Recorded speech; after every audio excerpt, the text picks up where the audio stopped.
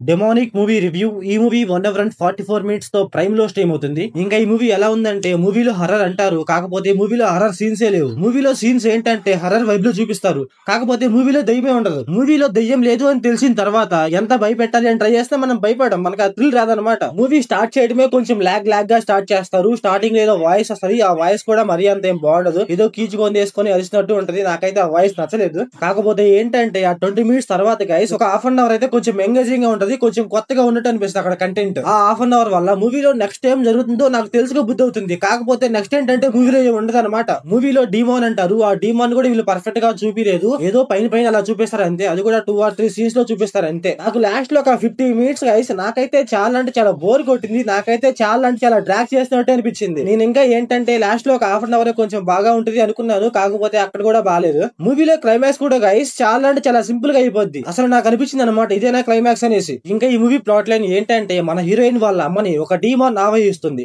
అప్పుడు ఏం జరిగింది, మన హీరోయిన్ ఏం చేసింది అనేసి మన మూవీలో చూస్తాం. ఇంకా ఈ మూవీ ఫ్యామిలీ వాచబుల్ అంటే yes guys watchable. Adult scenes అయితే ఏముండవు. ఇంకా మూవీలో స్టోరీ కూడా గైస్ చాలా అంటే చాలా స్లోగా వెళ్తుంది అనమాట. క్లైమాక్స్ ఏంటంటే కొంచెం బాగా డిజైన్ చేసుకొని కొంచెం బాగా తీసి ఉంటే కొంచెం బాగుండు అనిపించింది. ఇందాక చెప్పాం కదా క్లైమాక్స్ గైస్ అసలు అంటే అసలు వర్కౌట్ అవ్వదు మనకైతే. సెకండ్ హాఫ్ ఏంటంటే నువ్వు సెకండ్ హాఫ్ లో ఏదో ఉందనుకొని చూస్తావు, కాకపోతే సెకండ్ హాఫ్ లో ఏం ఉండదు అనమాట. మూవీలో ఒక థ్రిల్ ఉండదు, ఒక సస్పెన్స్ ఉండదు, ఏముండదు అనమాట. మూవీ అలా వెళ్తా ఉంటది అంతే. మూవీలో ఒక అమ్మాయి ఉంటుంది గైస్, శామ్ అనేసి.